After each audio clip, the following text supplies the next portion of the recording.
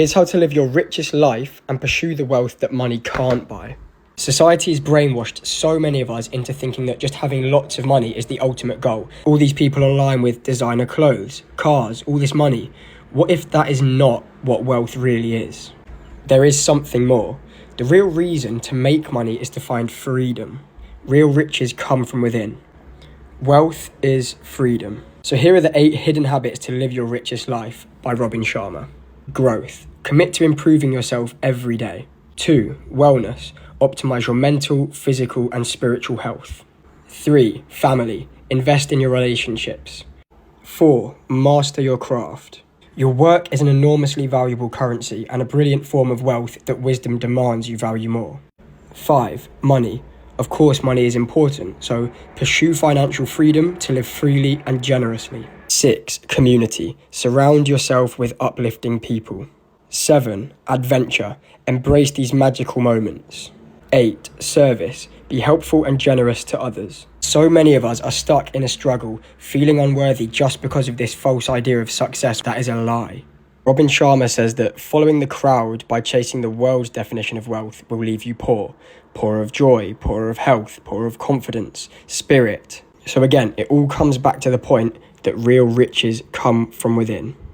One of my favourite quotes from Naval is that the biggest trap is working for material things. People who live far below their means enjoy a freedom that busy people upgrading their lifestyles cannot fathom. So remember, pursue the wealth that money can't buy. Here's how to get ahead of 99% of people in the next 6 to 12 months. So first of all, obviously you need a vision for your future. And to reverse engineer this, you must create your anti-vision.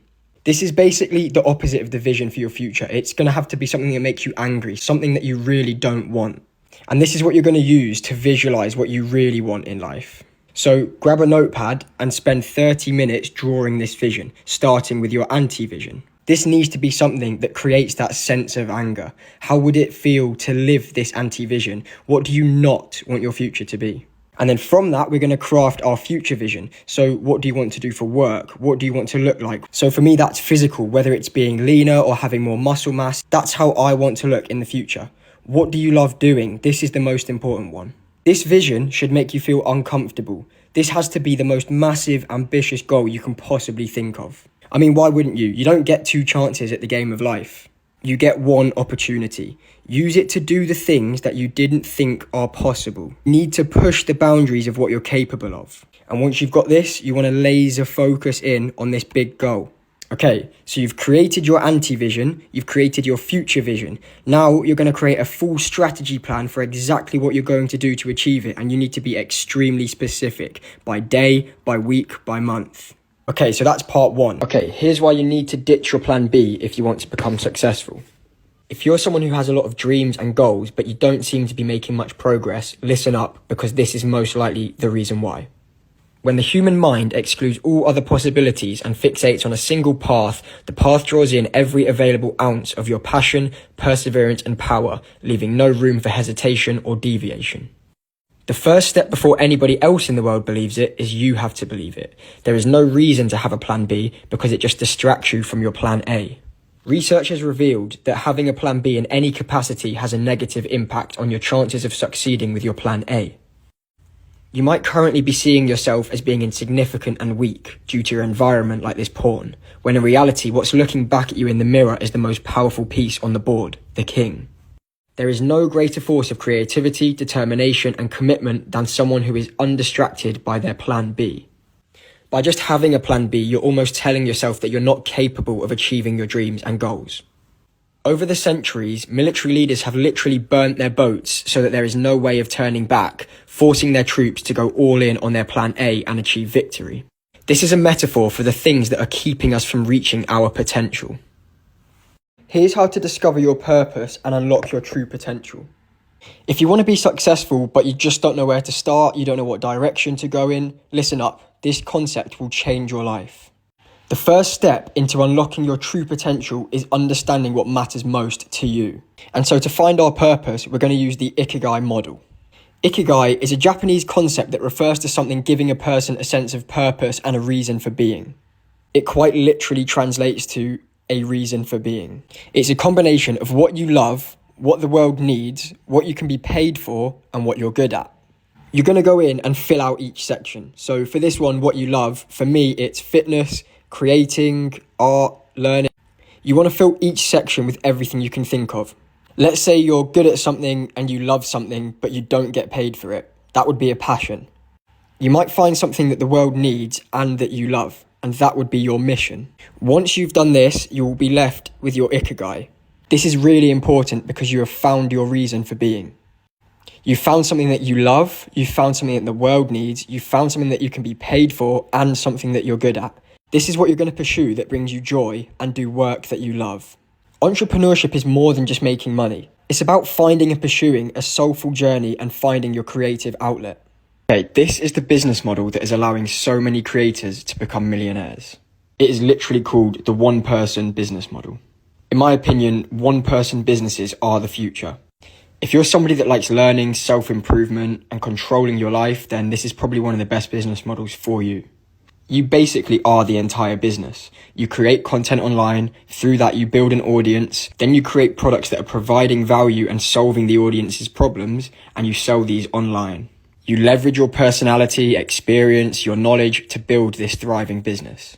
You build an audience through creating content around your interests, you create a simple website as a storefront, and then you build a digital product stack that provides genuine value to the consumer. You create content around one niche, whether it's fitness, business, health. Then you want to get your first 1,000 true fans. You're going to get this through creating content, building authority, and focusing on providing genuine value. You identify one solvable problem. That might be losing weight, gaining muscle, how to build a business online.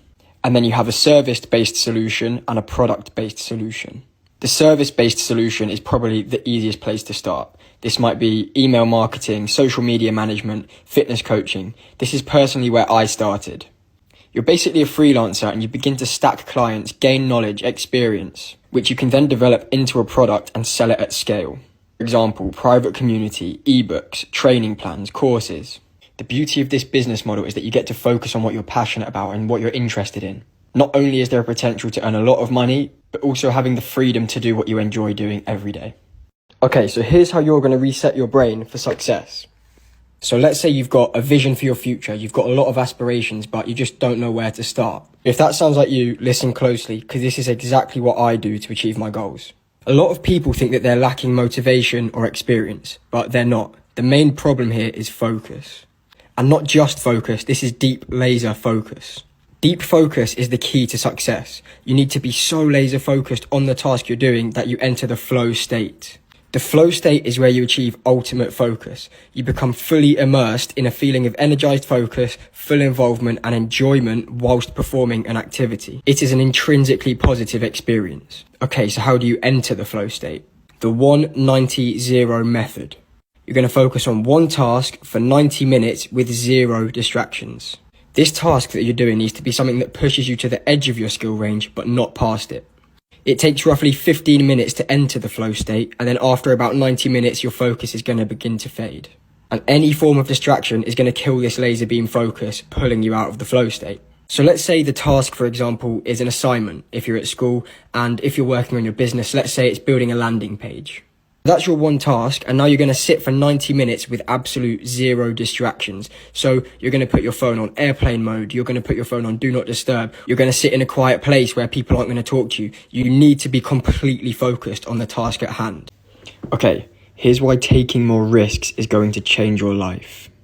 A life full of risk is a life full of endless possibilities and opportunities. Every transformative moment is a result of people willing to risk everything that they have to push the world forward. If you really want to leave your mark on the world, you must embrace risk. You have two choices. You can either forge your own path or take the ordinary one. Risk is not a gamble. It is a gateway to greatness. Of course, risk does come with a price, but it's the price that you're going to pay to live the life of your dreams. Risk is scary, and it's supposed to be scary. If it wasn't, everybody would be taking unlimited risks. And it takes courage to take those risks, but these are the people that are going to transform themselves. Be bold, chase your dreams, make yourself proud. Risk is what makes life worth living. When it feels scary to jump, that is exactly when you jump. Nothing in life is worthwhile unless you take risks. And remember, most importantly, the greatest risk in life is not taking any at all. Okay, here's why taking more risks is going to change your life. A life full of risk is a life full of endless possibilities and opportunities. Every transformative moment is a result of people willing to risk everything that they have to push the world forward. If you really want to leave your mark on the world, you must embrace risk. You have two choices. You can either forge your own path or take the ordinary one. Risk is not a gamble. It is a gateway to greatness. Of course, risk does come with a price, but it's the price that you're going to pay to live the life of your dreams. Risk is scary, and it's supposed to be scary. If it wasn't, everybody would be taking unlimited risks. And it takes courage to take those risks, but these are the people that are going to transform themselves. Be bold, chase your dreams, make yourself proud. Risk is what makes life worth living. When it feels scary to jump, that is exactly when you jump. Nothing in life is worthwhile unless you take risks. And remember, most importantly, the greatest risk in life is not taking any at all. Here's how to create your ideal lifestyle with the one-person business model. Firstly, we're going to talk about what this model is, how you can do it, and how countless creators are earning millions each year by doing this. Okay, so what is the one-person business model? Basically, you are the brand. The brand revolves around your goals and your vision for the future, and you build this brand through content on social media around your interests, knowledge, and skills. So essentially, you're going to become an online creator who entertains, educates, and inspires your viewer through content.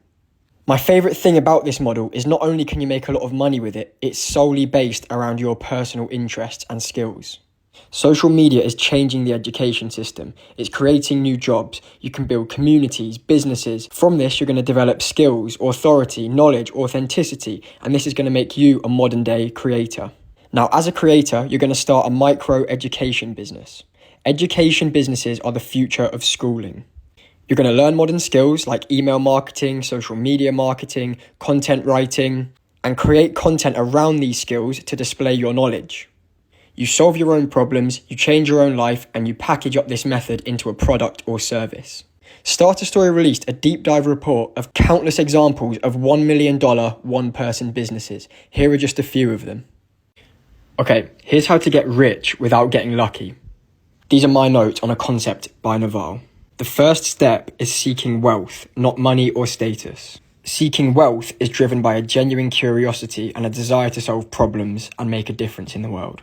Those who are chasing money and status are often fueled by their ego and they need validation from others. I also recommend that you read this book, Ego is the Enemy, which explains this concept in full detail. Wealth is having assets that earn while you sleep. Money is how we transfer time and wealth, and status is your place in the social hierarchy. Naval says that you're not going to get rich by renting out your time. You must own equity, a business or a piece of a business to gain financial freedom. You need to learn to sell, learn to build something. If you can do both, you'll become unstoppable. One of the most important things to focus on building is specific knowledge. This is knowledge that you cannot be trained for or replaced for in a business. And it's most likely always found through exploring your genuine curiosity and passion. This is how you're going to become the best in the world at what you do, and you want to work as hard as you can until it becomes true. However, who you work with and what you work on are more important than how hard you work. And after explaining how to get rich and wealthy, you will finally realize that it wasn't what you were seeking in the first place. Okay, here's how to get rich without getting lucky. These are my notes on a concept by Naval. The first step is seeking wealth, not money or status. Seeking wealth is driven by a genuine curiosity and a desire to solve problems and make a difference in the world. Those who are chasing money and status are often fueled by their ego and they need validation from others. I also recommend that you read this book, Ego is the Enemy, which explains this concept in full detail. Wealth is having assets that earn while you sleep. Money is how we transfer time and wealth, and status is your place in the social hierarchy. Naval says that you're not going to get rich by renting out your time. You must own equity, a business or a piece of a business to gain financial freedom. You need to learn to sell, learn to build something. If you can do both, you'll become unstoppable. One of the most important things to focus on building is specific knowledge. This is knowledge that you cannot be trained for or replaced for in a business. And it's most likely always found through exploring your genuine curiosity and passion. This is how you're going to become the best in the world at what you do, and you want to work as hard as you can until it becomes true. However, who you work with and what you work on are more important than how hard you work. And after explaining how to get rich and wealthy, you will finally realize that it wasn't what you were seeking in the first place. Here's why your ego is your greatest opponent and how you can master it. The biggest obstacle that we face in performance and in life is self-centeredness. Self-centeredness is the root cause of fear. It results in self-consciousness, over-analysis, and self-rejection. Our vision narrows, our growth is limited, and our failures are amplified. Curiosity becomes anxiety, excitement becomes fear. Mastering our ego is the greatest challenge. The person with the most control of their inner world has the most power. Ego turns into pride and fear, both of which steal our joy. Pride is the deep concentration on oneself, how you look, how you compare, and how you are perceived by others. Pride gets no pleasure out of having something, only out of having more of it than the next person. People aren't proud of being rich, clever, good looking. They're proud of being richer, cleverer, or better looking than the next person. If everybody became equally rich, clever, and good looking, there'd be nothing to be proud about. Pride destroys the ability to feel pleasure.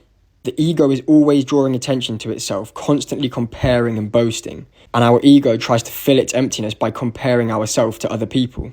Embrace failure as an opportunity for growth and learning. Focus on purpose over recognition. Focus on meaningful work, not applause. True success is about contributing, not self-glorification. Stay grounded, avoid complacency, and remember that mastery requires continuous effort. Dedicate yourself to a higher purpose. Greatness comes from serving others, not just yourself.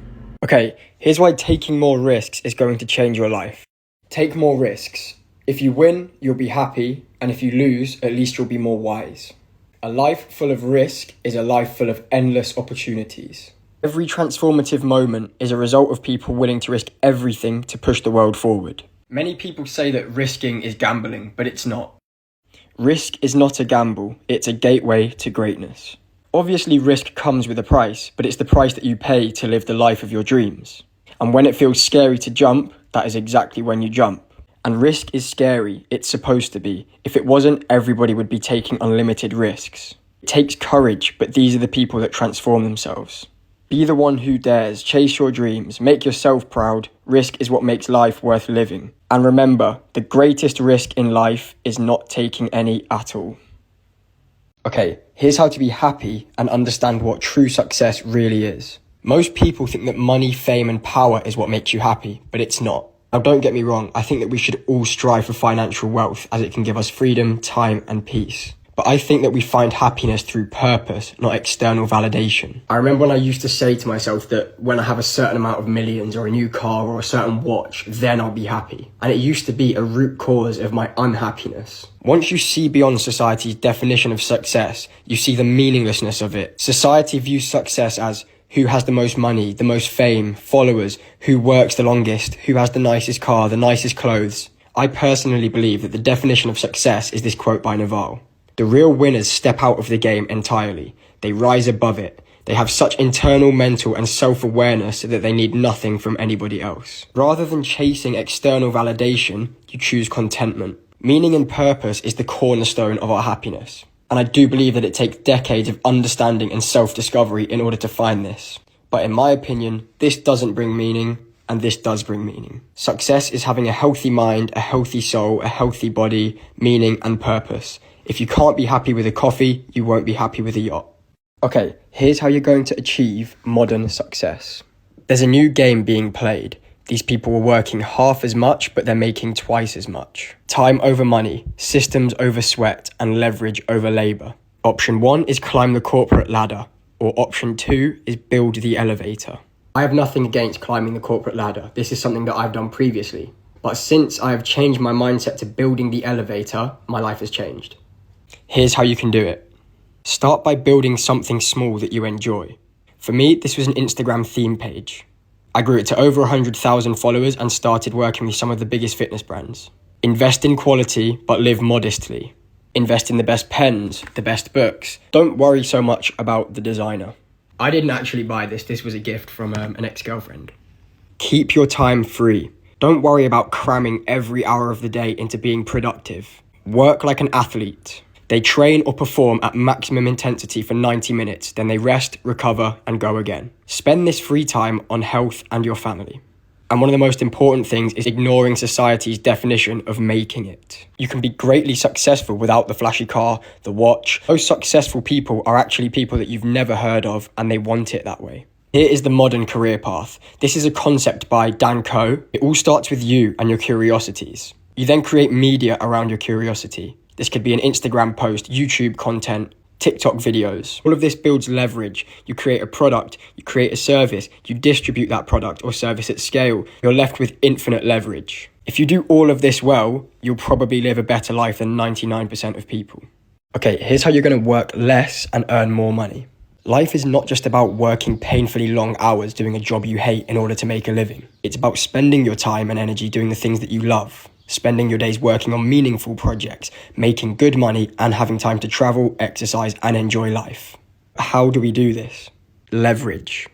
And in my opinion, there's 3 pillars of leverage: deep work, media, and audience. Deep work is the output leverage. 1 hour of deep work is better than 4 hours unfocused. And an easy way to get this done is doing it first thing in the morning when you're most energized. The second pillar is media, the recognition leverage. It's the most powerful way to scale and reach infinite people. Whether it's TikTok, Instagram, YouTube, posting on social media is one of the most powerful ways to build leverage. And number 3 is audience, the influence leverage. Through posting on social media, you're going to build an audience. This is going to result in compound of leads and consumer trust. One of my favorite quotes from Naval is, "Forget rich versus poor, white collar versus blue, it's now leveraged versus unleveraged." The new generation's fortunes are being made through media. If you have specific knowledge, you have leverage. They have to pay you what you're worth. If you do, you get your time back and you become hyper efficient. So if there's anything to take into 2025 as a priority, which I will be doing, it's building leverage. Do these 3 things every day to pursue a creative life. 1. Create something every day. Whether it's drawing, writing, or speaking, create something every single day. Number 2, teach everything that you know. Whether it's something that you're really good at or you know a lot about, teach it. But you might be thinking, okay, well, how do I teach it? That takes us to number 3, work in public. This basically just means teaching your knowledge on social media. One of my favorite quotes from Joe Rogan is, "If you dedicate your time and your focus with a professional, disciplined effort to creativity, you show up every day like a professional, you show up to be creative. If you just do it on a regular basis, ideas will come to you." You need to create your own journey. You need to write your own path. Reject the mindless path that society puts on you and choose fulfillment. You have 2 options. You either choose a life of passion, purpose, and fulfillment, or you're going to have a life chosen for you. I know which one I'd prefer. Now, part 2 is disappear. So this doesn't mean disappear in terms of your physical body, but you want to remove the things that distract you, whether it's people, video games, bad habits, or just anything that isn't serving your journey towards this goal. List all of these things in your notepad and acknowledge the things that are holding you back and remove them from your life instantly. Now that you've removed these distractions, you're going to direct this new mental energy that you now have into your vision. This new mental energy is going to bridge the gap between your anti-vision and your future vision. If you think about it, life is literally a video game. Each day you log on and you slowly level up over time by repeating the same thing over and over again. You repeat the task, you stack experience, and then we're going to transfer this into the real world. You need to move the levers that will take you towards your goals. So now write down 3 to 5 lever tasks that you're going to repeat daily. So for example, it might be posting on social media is 1, 2 is going to the gym, 3 might be just dedicating 90 minutes of deep work into your chosen goal. But each one of these tasks must take you towards your future vision. You're going to do these things every day to the point that they become subconscious and you free up more mental energy to then direct into the next thing that's going to take you closer to your final vision. And this is what's going to take you ahead of the people who aren't going to remain consistent. And overall, you're always going to have this future vision. It's going to take a lifetime to achieve. But if you repeat this cycle every 6 to 12 months, it will put you ahead of 99% of people. Build the foundations to create the life that you want. Okay, here's how you can become more successful by removing your ego. This is my take on what personally has changed my life from the book Ego is the Enemy. Your ego can destroy you. It is the enemy of ambition, success, and resilience. Many people believe that in order to become successful, they need an ego. They think that it's part and parcel of the personality required to make it. If your reputation is more important than your progress, you are only competing against yourself. A proud man is always looking down on things and people. And, of course, as long as you are looking down, you cannot see something that is above you. Don't let ego kill your dreams. You need to stop worrying about what other people think. Focus on the results. And although you don't see it on social media, you can be greatly successful without the flashy car, the watch, the apartment. There are many people who are greatly successful that have normal private lives. And actually, most successful people are people that you've never heard of, and they want it that way. And if you want an actionable step to try and eliminate your ego, try going ego sober. It's the elimination of the unnecessary and the destructive. Not obsessing about your image. And that does not mean looking your best physically, but more so flashy things to make people interpret you as being more successful. Do not treat anyone as beneath you, and do not seek the star treatment. Sobriety balances success, and that's why ego is the enemy. Here's how to live your richest life and pursue the wealth that money can't buy. Society has brainwashed so many of us into thinking that just having lots of money is the ultimate goal. All these people online with designer clothes, cars, all this money. What if that is not what wealth really is? There is something more. The real reason to make money is to find freedom. Real riches come from within. Wealth is freedom. So here are the 8 hidden habits to live your richest life by Robin Sharma. Growth. Commit to improving yourself every day. 2. Wellness. Optimize your mental, physical, and spiritual health. 3. Family. Invest in your relationships. 4. Master your craft. Your work is an enormously valuable currency and a brilliant form of wealth that wisdom demands you value more. 5. Money. Of course, money is important, so pursue financial freedom to live freely and generously. 6. Community. Surround yourself with uplifting people. 7. Adventure. Embrace these magical moments. 8. Service. Be helpful and generous to others. So many of us are stuck in a struggle, feeling unworthy just because of this false idea of success that is a lie. Every one of you who has a phone in their hand should have a deep think about why they don't have removable batteries anymore. They tell us it's for better water resistance or to make your phone slimmer, but do you really believe that? Back then, you could just pop that sucker out, slap in your backup battery, and boom, you were back at 100. No power banks and no waiting around. They've made sure you can't ever do that again. Others say it's all about money, right? Because they want us to buy a new phone. But think about it, wouldn't they make more money selling backup batteries? The truth? The battery was the only thing you could control. Once you take away your ability to remove the battery, you can never really turn your phone off. Even if you hit that power button, it's still listening. How else do you think your phone switched itself on for the alarm? They needed a way to make sure we couldn't just cut the power. You pop that battery out, boom, no more tracking. So what do? They take away the option. And airplane mode? Yeah, that's a joke. That's like trusting incognito mode to keep you safe from the CIA. And here's the kicker. This was always the plan from the start. Once they figured we weren't catching on, they went all in on non-removable batteries. It's the perfect system. And here's where it gets really freaky. Every phone company, and I mean every single one, made this change at the same time without exception. Think about that for a second. Not a single mainstream phone manufacturer lets you just pop out the battery anymore. None of them. It's like they all got the same memo at the same time. And the craziest part? Nobody questioned it. We just accepted it. Like sheep, we went along with the idea that it's just the next step in technology. Phones are getting better. Now, I'm not saying toss your phone out, but next time you stare deep into that camera lens, ask yourself, who's really on the other end?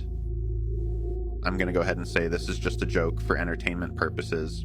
What if I told you pandas aren't just the cute little fuzzballs you see in the movies? No, think about it. Nobody's ever seen a panda in the wild. They're only in zoos, never in people's homes. Weird, right? And here's something else. There's no panda in the Chinese zodiac. How does China's most popular animal not make the cut? And there are no ancient paintings of pandas either, just ones from the last 100 years. It's like they just appeared out of nowhere. I mean, the first recorded panda sighting was in 1929. That's like yesterday. Oh, and have you seen how pandas are always dressed up in suits in pop culture? It's almost like they're trying to make us believe pandas are people in costumes. I mean, it's one of the only animals the Chinese don't eat. Something's off. And get this, pandas pee upside down, have slit-shaped eyes like cats. How does that even make sense? Female pandas are only fertile for like 24 to 36 hours a year. And their babies, they're born looking like gummy bears. You ever wonder how they survive? Well, they don't, because we've never seen a wild panda. Here's where it gets crazy. Pandas are used as political bargaining chips in panda diplomacy. Some say pandas are lab-made, others, they're people in suits. Think about it, they pee upside down, poop 40 times a day, ovulate once a year. And a group of pandas, it's literally called embarrassment. They're carnivores, but they eat bamboo. And every panda you see, it's going back to China. It's part of a bigger plan. So, are pandas real, or are we just being played? Either way, you're never going to look at them the same way again. I'm going to go ahead and say this is just a joke for entertainment purposes. What if I told you there's parties going on for the social elite underground in a secret network of interconnected basements beneath your city? I'm talking miles and miles of tunnels, basements, and hidden chambers, all connected like a giant labyrinth. But here's the thing. It's not for storage, it's not for security, and it's definitely not for the public. No, this is where the real parties happen. Pizza parties. See? The social elite, the oligarchs, the people who really run things, they don't party like you and me. Their real celebrations happen below us, hidden from the judgmental eyes of the surface world, and they're exclusive. No invitations, no guest lists. If you weren't born into the right circles, you'll never even hear about them, let alone see them. But why all the secrecy? Why go to such extreme lengths to keep these places hidden? It's not just about privacy, it's shyness. Yeah, you heard me right. These people, these billionaires, these policymakers, they're incredibly shy. Down there, no cameras, no phones, no eyes, just them, their closest allies, and they definitely don't want you seeing them chowing down on some pizza and ice cream.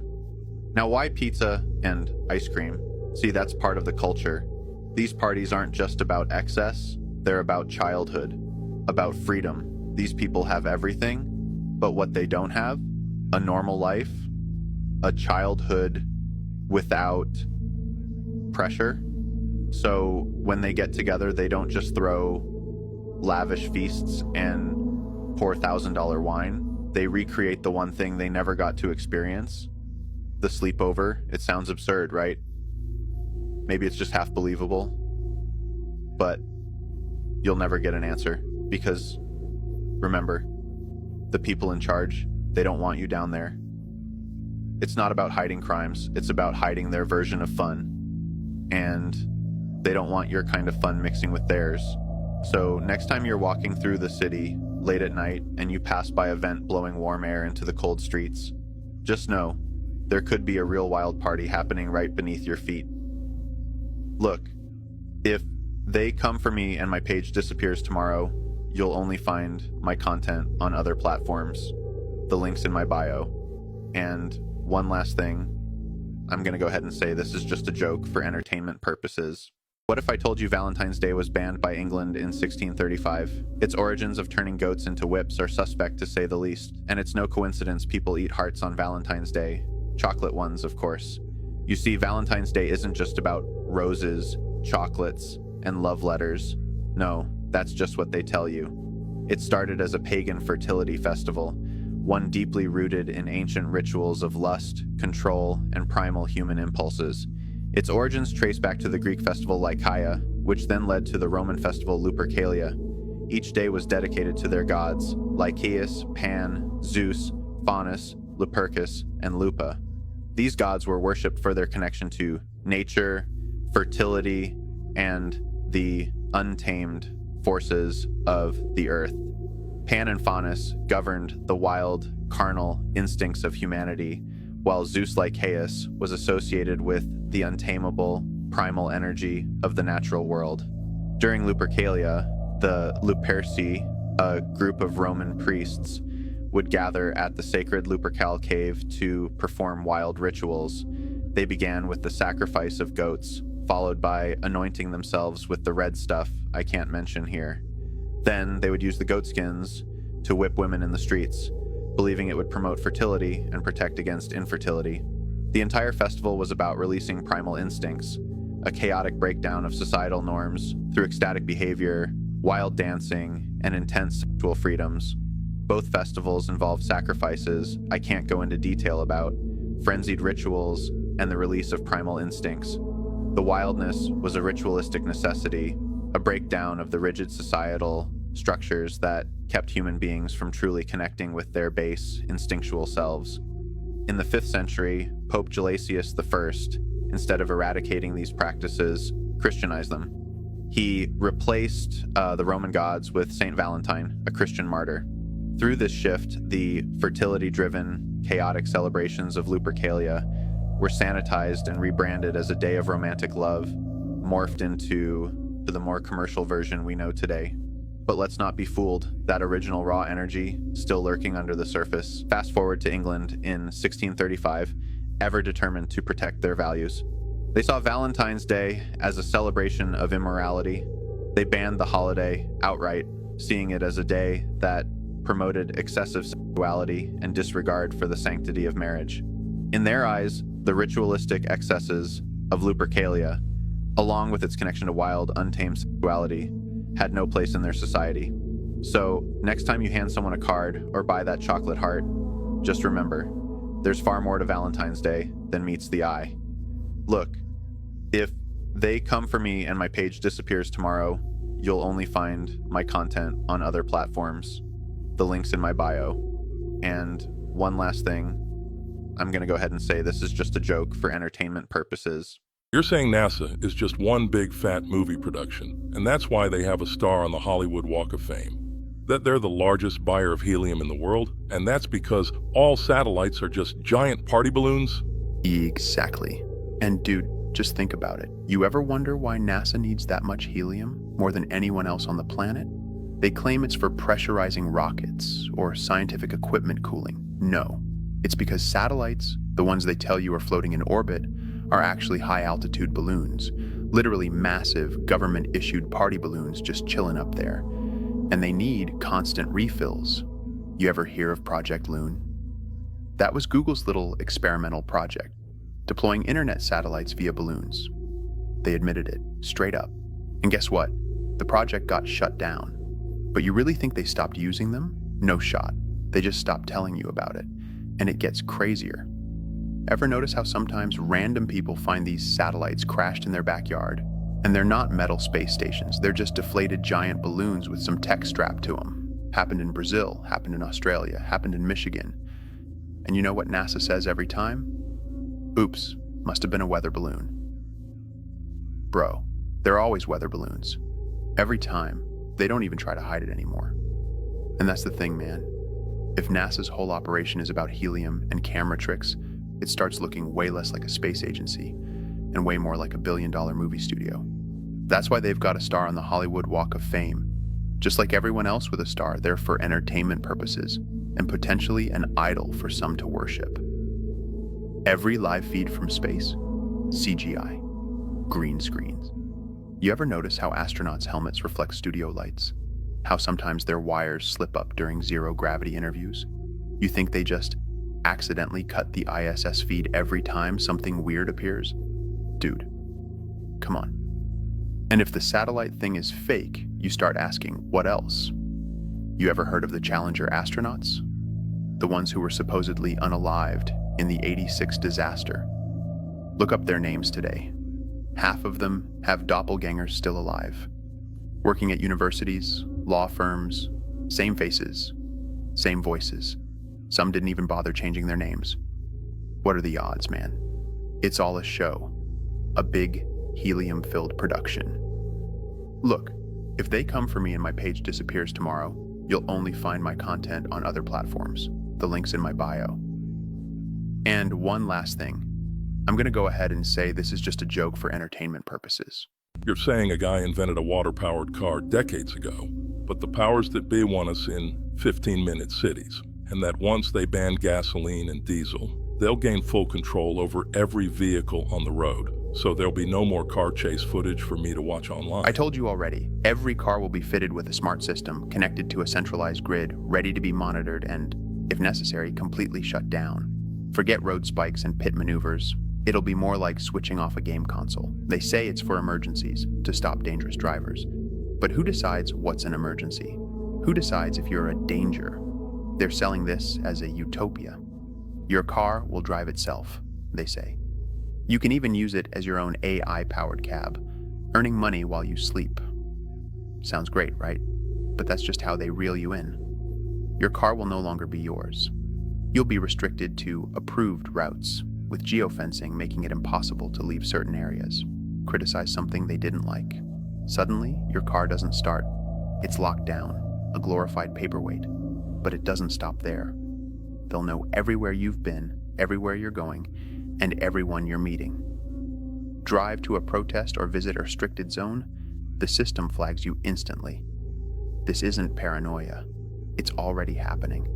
Entire cities are being turned into 15-minute zones where you can't leave without permission. Your car will enforce that. It's no coincidence car manufacturers are being pushed to go fully electric, even though water-powered cars were figured out decades ago. If you figure out how to run a car on water or increase mileage by a ridiculous amount, you'd better keep that info to yourself unless you plan on performing a disappearing act. This isn't about saving the planet. It's about control. They've turned cars into a Netflix subscription. Faster acceleration? Extra.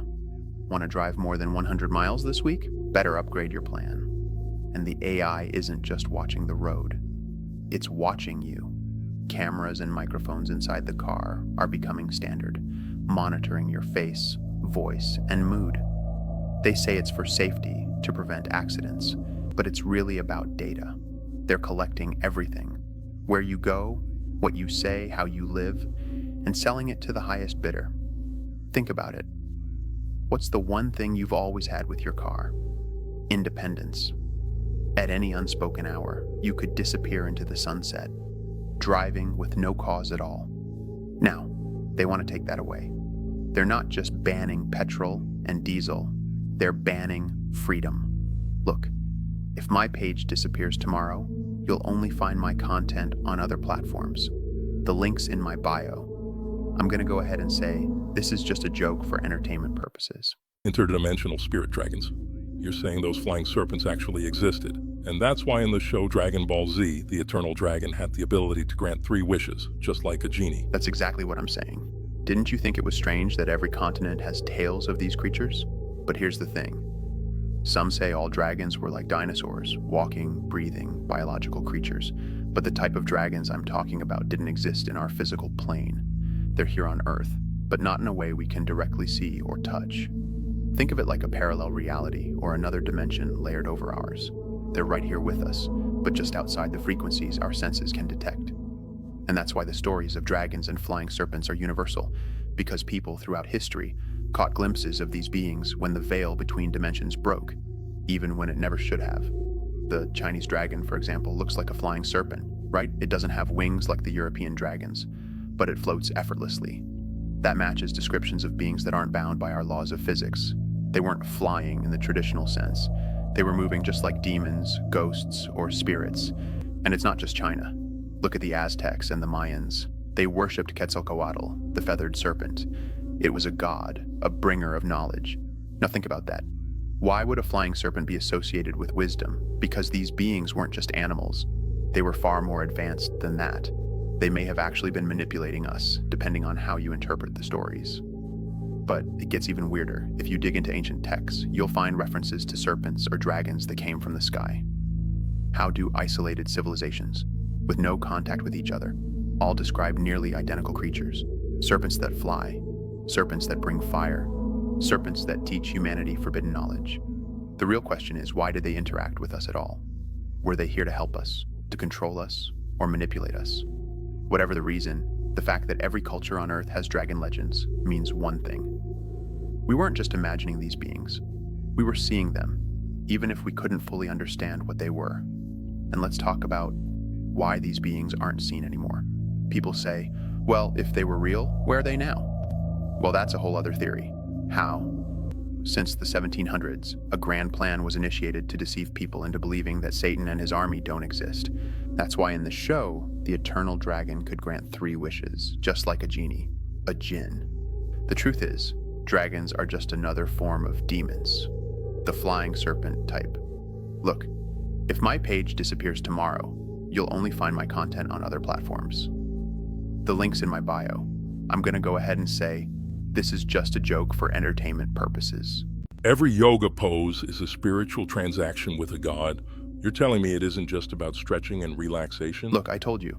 It's no coincidence that yoga exploded in popularity in the West. The way it's presented here makes it seem harmless, just a tool for relaxation or fitness. But every master of yoga knows this. The poses, or asanas, aren't random stretches. Each one is deeply tied to a spiritual entity. You heard that right. Each pose is like a key, unlocking a connection to something beyond the physical realm. But what they don't tell you is that the yoga taught in gyms and studios today is just scratching the surface. It's the lowest rung on a ladder with 8 steps. Most people don't even know those steps exist. These higher levels go beyond physical movement into something far more intense.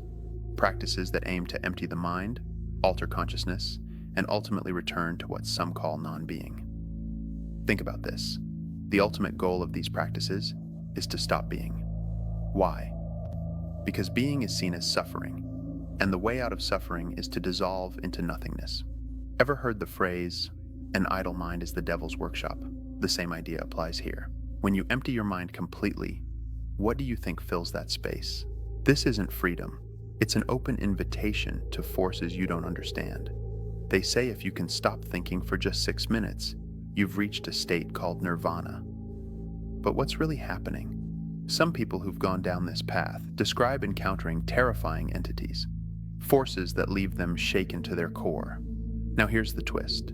Yoga can provide a form of peace, sure, but it's the kind of peace you might get from substances, a fake peace. It doesn't heal you. It numbs you. It's a temporary escape, not a genuine connection. This isn't by accident. It's designed to replace something far more real, a connection to the Creator. That longing you feel deep inside, the one that pulls you toward something greater. These practices hijack that longing, offering a counterfeit version of peace. So, what can you do? The answer isn't to empty your mind. It's to fill it with purpose, with intention, with the remembrance of the Creator. When your mind is busy with meaningful thoughts, there's no room for anything else to creep in. Because the truth is, you were made to be, to exist, not to dissolve into non-being.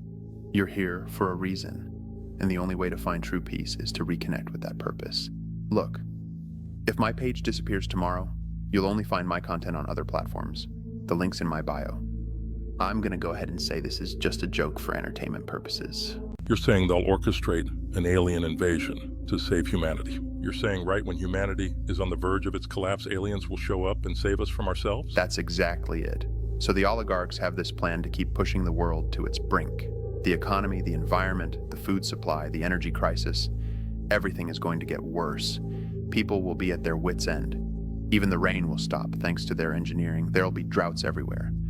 That's when the oligarchs will claim to have been contacted by an extraterrestrial force. Aliens warning humanity, change your ways or the planet's doomed. But here's the thing, it's all part of the script. The goal is to make us so desperate, so broken, that we'll beg for salvation. And that's when they'll introduce the new world they've been planning all along. No more borders, no more wars, no private property, no cash, no gold. It'll sound like a utopia. But the catch? You can't opt out. The oligarchs will present it as humanity's only hope, a chance to save the planet and unite as one species under a single system. At first, it'll seem perfect. No more poverty, no more war, no more borders dividing people. And so when this alien intervention happens, it won't be an invasion, it'll be a handover. But here's the twist. If you don't want to be part of the system, you'll become an outcast. No money, no property, no access to resources. They'll frame it as progress, but in reality, it's total control. Because it's not about saving the planet. It's about turning the entire world into a machine. Every human, every resource, every thought, engineered and controlled. The oligarchs won't just rule nations anymore. They'll rule existence itself. And those beings they're working with, they'll feed on it. And these aliens, they're not from outer space. They're from right here. The oligarchs have known about these beings for a long time. Whatever they are, they've been working with the oligarchs for centuries, pulling strings from behind the curtain, setting the stage for this exact moment. Look, if my page disappears tomorrow, you'll only find my content on other platforms. The link's in my bio. I'm gonna go ahead and say this is just a joke for entertainment purposes. You're saying we're being pumped full of artificial sweeteners because they want us sick?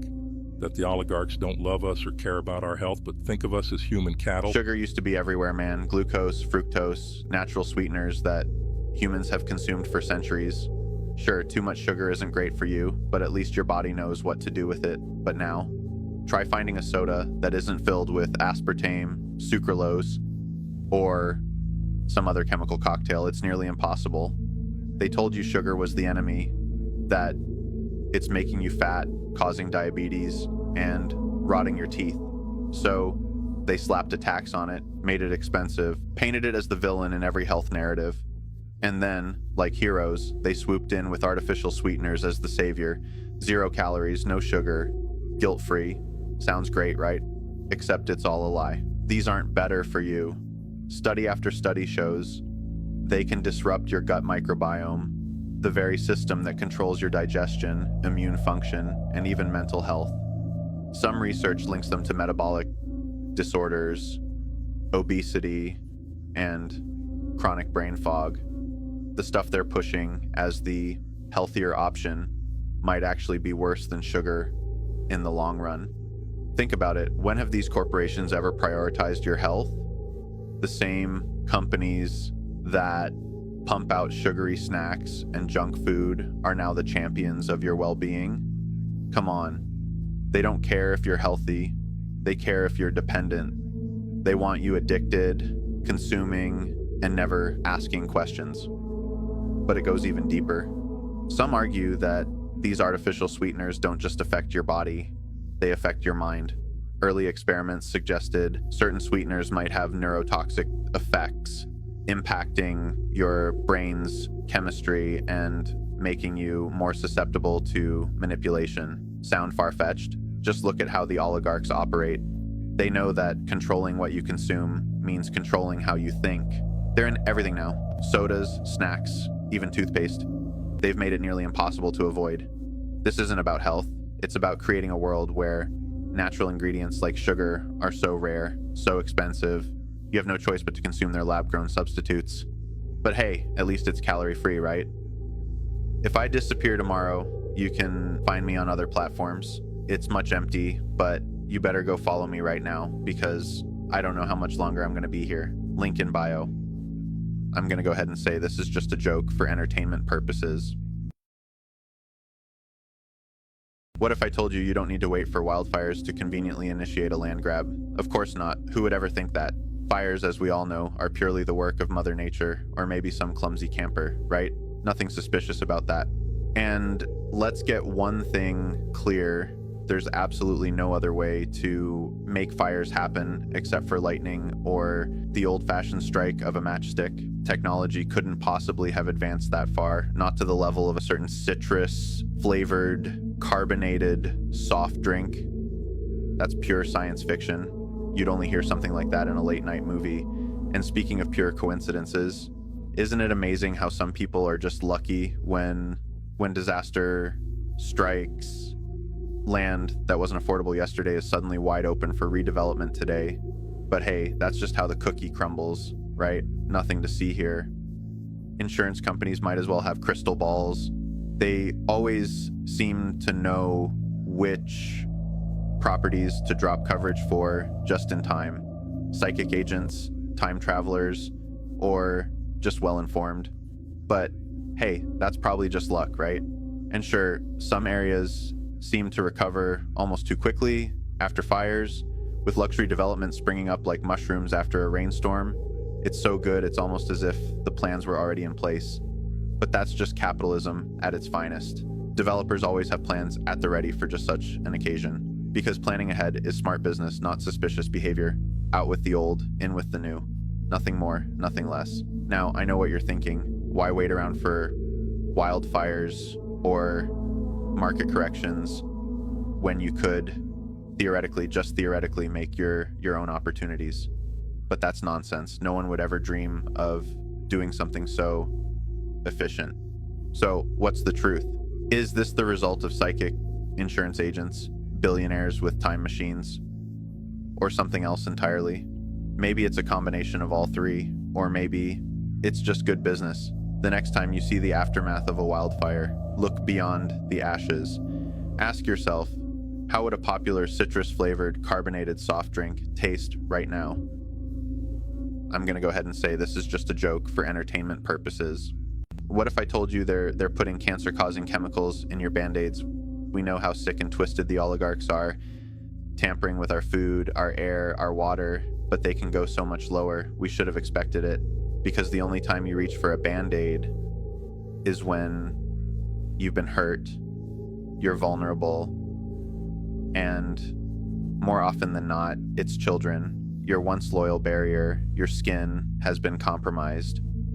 It's not the end of the world, sure, but it's no one's idea of a good time, an open wound. For you, it's a moment of discomfort. For them, it's an opportunity. Like predators waiting for their prey to stumble, the oligarchs have figured out a way to exploit your weakness. They're lacing the very thing you trust to heal you with, forever chemicals. Yeah, you heard me right. Those bandages you slap on your skin when you've got a cut or scrape, they're dripping with PFAS. These aren't just any chemicals. These are the ones that don't break down, don't go away. They stick around forever, inside you, inside the environment, inside everything. And let me tell you, this isn't some harmless oversight. It's too perfect, too calculated to be an accident. PFAS are in the adhesive and the absorbent pad, the parts that touch your wound, the parts that matter. And when they come into contact with an open wound, these chemicals can bypass your skin entirely, heading straight into your bloodstream. Now, I get it. Forever chemicals are everywhere these days. They're in water-repellent clothes, non-stick pans, food packaging, you name it. Avoiding them entirely, practically mission impossible. And sure, our bodies are resilient and can handle a lot more than we give them credit for, but that's not the point. The point is how low they're willing to go. And think about it. They know. They have to know. These companies are run by some of the wealthiest, most well-connected people on the planet. You're telling me no one tested these bandages? No one considered what happens when PFAS interact with open wounds? It's not negligence. It's strategy. This is a calculated move. One more step in their slow creep of control over every aspect of our lives. They want us sick. They want us weak. They want us dependent on their solutions to the problems they created in the first place. So the next time you think, surely they wouldn't do that, or there's no way they'd lie about this, and dismiss a friend as paranoid, ask yourself, what if they're not paranoid? What if they've known the truth all along? If I disappear tomorrow, you can find me on other platforms. It's much empty, but you better go follow me right now, because I don't know how much longer I'm going to be here. Link in bio. I'm going to go ahead and say this is just a joke for entertainment purposes. What if I told you an ex-elite member admitted in an interview that the theory of evolution was the brainchild of Satan himself? Think about it. Evolution isn't just a scientific theory, it's a belief system. A system designed not to explain life, but to explain away the idea of the creator. And some even say that Satan himself played a direct role in shaping it. Charles Darwin, the guy most people associate with evolution. The theory didn't just pop into his head on a sunny day while staring at finches. According to an ex-elite member, Darwin was tutored personally by none other than Satan himself. The idea seems absurd until you start connecting the dots.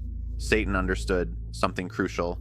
If you can get people to believe that life is an accident, the result of random chance and blind processes, they'll stop looking for purpose. They'll stop looking for a creator. And more importantly, they'll stop believing they were created for a reason. This wasn't just about science. It was about control, particularly targeting the youth in schools. Evolution, as some argue, isn't just a theory. It's the cornerstone of a new religion, a system of belief that replaces God with chaos, randomness, and, ultimately, meaninglessness. Now, here's where it gets dark. Satan allegedly views anyone who teaches the theory of evolution as a minister in his religious system. Not consciously, of course. Most people teaching it believe they're simply spreading science. But from Satan's perspective, these teachers are doing his bidding, preaching the gospel of purposelessness, sowing seeds of doubt within classrooms, universities, and media.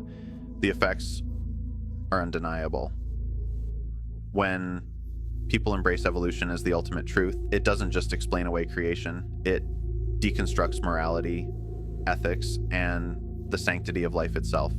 If life is just a random accident, if we're nothing more than biological machines evolved from primordial soup, then does it really matter what we do here? Why does it matter what we believe? It's the ultimate gateway to nihilism. So here's the kicker. Its rise wasn't about scientific progress, but about spiritual warfare.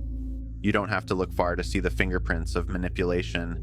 Look at how aggressively evolution was promoted, how dissent is silenced, and how alternative views are mocked or completely omitted from education. Ask yourself this: why is it in the foundation of modern education, even though it requires a leap of faith to believe that complex systems emerged from chaos? And most importantly, who benefits from a world where creation is dismissed as myth and evolution is accepted as gospel? But at the same time, they're more than happy to tell us aliens played a role in creating us. If I disappear tomorrow, you can find me on other platforms. It's much empty, but you better go follow me right now, because I don't know how much longer I'm going to be here. Link in bio.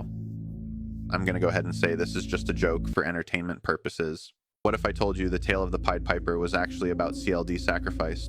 Don't believe me? Think about it. In the original tale, there were no rats. The piper mysteriously appeared, dressed in brightly colored clothing, unlike anything the townsfolk had ever seen, carrying a strange pipe.